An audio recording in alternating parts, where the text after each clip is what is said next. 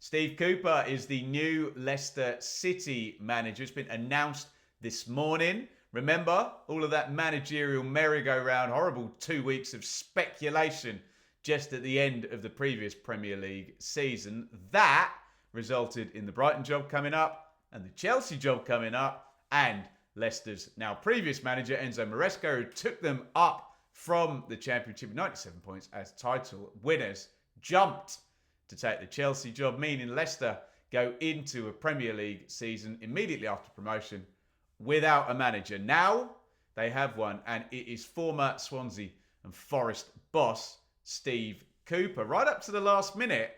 Yesterday, in fact, the Telegraph went really hard that it was going to be Steve Cooper, but lots of talks with Graham Potter, in the mix right up until a couple of days ago. Look, I wasn't there. I'm not going to pretend I was in the room. I'm sure we'll get reports that Potter was the favourites and talks broke down. I don't know, but what we do know for certain now is none of that matters, and Cooper is the guy who's got the gig. No interview as such on the Leicester website. We have an open letter from Stevie Cooper. Look, you know my feelings on judging managers on their first interview after getting the job. They always say all the right things, don't they, and make everybody very excited about what's going to come. But I have highlighted one little bit there, which says, as staff and players, it is important we play with a style that the Leicester support recognise is the very best for their club, which is something we're going to come back to as it pertains to the philosophical, tactical shift over from Enzo Maresca football to Steve Cooper football. Let me nail my colours to the mast here. I really like Steve Cooper. I do confess that is from mainly a Championship perspective, but we can't forget that first season with Nottingham Forest, and Cooper obviously sacked 1.5 seasons in as a Premier League manager. He's ridden it out. He wasn't going back to the Championship, was he? And he's got himself a Premier League job, having been out of work for the past 6 months. Cooper at Swansea, I just think was very good. And here's another Graham Potter link. Swansea came down, year 1 parachute payment. Graham Potter had them 10th. A few big sales. I'm trying to remember. Would it have been Rodon and James? I can't remember the exact timeline, but there was certainly an idea that Potter had the best year at Swansea.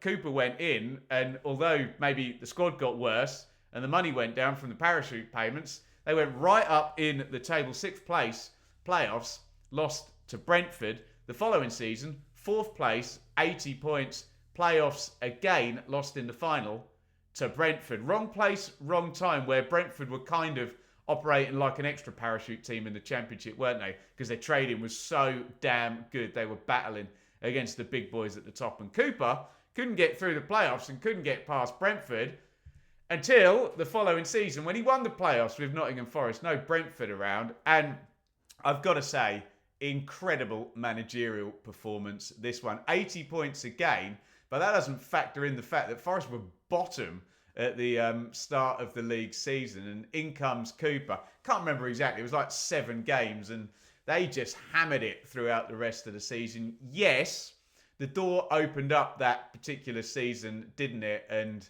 it was Forest and Huddersfield in the final, with Luton as well in the playoffs. But when the door opens up, you've got to run through, and just a brilliant, brilliant job with, and this is important, a quite stiff but very good counter-attacking team with, I remember they were terrifying at the end of the season. Jed Spence, Brennan Johnson and Keenan Davis beat up the Championship, and they went on a brilliant, brilliant run. It's one of those where you think if the season went 50 games instead of 46, probably would have finished in the top 2 and caught up with Bournemouth. They lost the head-to-head for automatic promotion, but got in there via the playoffs. In the Premier League, what Steve Cooper had to do, and this is important, is steady a very unstable ship in terms of Nottingham Forest, where just tons of players were bought in, tons of money was spent. Mr. Marinakis gambled the farm, didn't he? And Cooper did manage to survive with Forest 16th, 38 points. There you go. We're going to talk about Cooper being a bit of a pragmatist, but the classic 1 point per game season there, 38 points from 38 games, survival in the Premier League for Forest, as Leicester City fans will know, because that was the season that Leicester obviously went down with Forest surviving the season before last, essentially. And the reason I kind of bring up chaos and instability is that we do have the spectre of Leicester perhaps going to be in a relegation fight because they may well be getting a points deduction with that breach that wasn't punished because they were in the EFL. They're now back in Premier League jurisdiction, and we're waiting to see the results and whatnot of that. But if you want a guy who's used to taking a team who's just come up from the Championship into the Premier League, guiding them to survival with some off-pitch stuff, which isn't the norm for a promoted team, where you want the you want the momentum and the good feeling and everything to continue. Well, Steve Cooper has done that at Nottingham Forest. So here's the issue, though, is that he's not Enzo Maresca, and that's not me saying he's not better or worse than Enzo Maresca. Frankly, what Steve Cooper's done in management, I think, eclipses what Enzo Maresca's done, because Enzo Maresca has only had one season in English football. Yes, he scored 97 points, but with a team that was sort of heavily favourites to be automatically promoted. He won the title, you can't take that away from him, but Steve Cooper certainly got more experience and certainly more Premier League experience. The important thing is the way that Leicester City played last season. And it was unique, wasn't it? Very patient, slow build-up. Centre-backs kind of split across the pitch. One of the full-backs tucks in. The other full-back goes into midfield. And you'd see this line of 5 along the front. Real sort of specific stuff. Steve Cooper's not going to play that system. I've never seen him play that system. And kind of nor should he, really. He's obviously got his own strengths. And the Forest team that got promoted were pretty thrilling, I have to say, with the counter-attack stuff. And they blitzed a few teams, didn't they? But the Forest team that survived in the Premier League, and dare I say the Swansea team, particularly the second season that got into the playoffs in the Championship, were pretty pragmatic. Now, there was a kind of running battle, wasn't there, between the Leicester fans and the team and Maresca last season, where they were playing well, they were winning games, the players were buying into Maresca's style, but sometimes the fans thought it was a bit one-paced, and they did get a bit flaky at the end of games at times, didn't they? There was that near collapse at the end of the season, but for God's sake, they got 97 points, didn't they? How bad can it have been?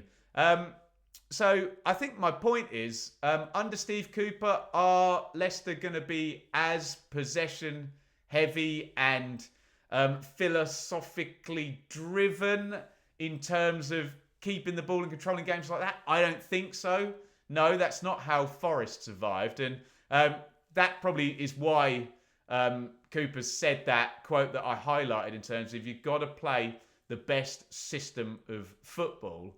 Although drawing plenty of games and your average game being a draw and 38 points, if you get a points deduction, it's probably not going to be enough. So there's got to be some kind of halfway house between the Enzo Maresca style, which probably would have been quite open. There might have been a few defeats, heavy ones as well. But if it worked in the Premier League, there'd certainly be more wins than if you were very pragmatic. But I think Steve Cooper's got to kind of meet in the middle. What I will say that I do like about Steve Cooper is he seems very adaptable. And we've sort of been following him, haven't we, from the England representative teams and the success there.